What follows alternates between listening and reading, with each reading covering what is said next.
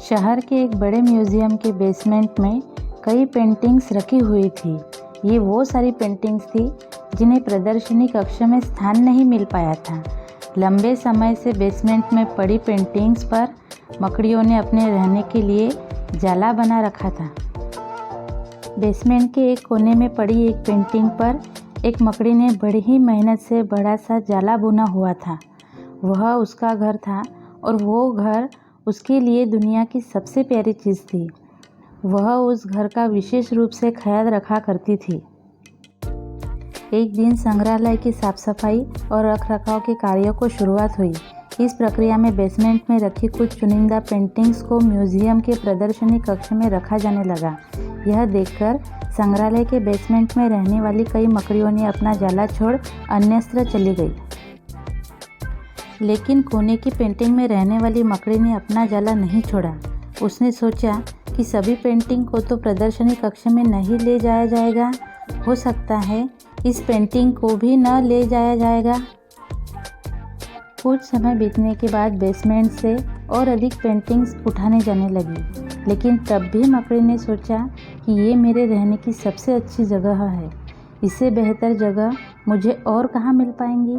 वह अपना घर छोड़ने को तैयार ही नहीं थी, इसलिए उसने अपना जाला नहीं छोड़ा। संग्रहालय से बाहर निकलने के बाद वह कई दिनों तक इधर उधर भटकती रही। कई परेशानियों से उसे सामना करना पड़ा। वह बड़ी दुखी रहा करती थी। उसका इतना खूबसूरत घर भगवान ने उससे छीन लिया और उसे इस मुसीबत में ढकेल दिया। वह संग्रहालय के अपने पुराने घर के बारे में सोचकर और दुखी हो जाती कि उससे अच्छा घर अब उसे कभी हासिल नहीं होगा। लेकिन उसे अपने रहने के लिए कोई तो स्थान खोजना ही था, इसलिए वह लगातार प्रयास करती रही। आखिर में एक दिन वह एक सुंदर बगीचे में पहुंची। बगीचे में एक शांत कोना था जो मकड़ी को बहुत ही पसंद आया। उसने फिर से मेहनत करनी शुरुआत की और कुछ ही दिनों में पहले से भी अधिक सुंदर जाला तैयार कर लिया। यह उसका अब तक का सबसे खूबसूरत घर था। अब वह खुश थी कि जो हुआ अच्छा ही हुआ, अन्यथा वह इतने सुंदर स्थान पर इतने सुंदर घर में कभी नहीं रह पाती। वह खुशी खुशी वहाँ रहने लगी। इस कहानी से हमें यह सीख मिलती है कि कभी कभी जीवन में ऐसा कठिन समय आ जाता है जब हमारा बना बनाया सब कुछ बिखर जाता है। उसमें हमारा व्यवसाय, नौकरी, घर, परिवार या रिश्ता कुछ भी हो सकता है।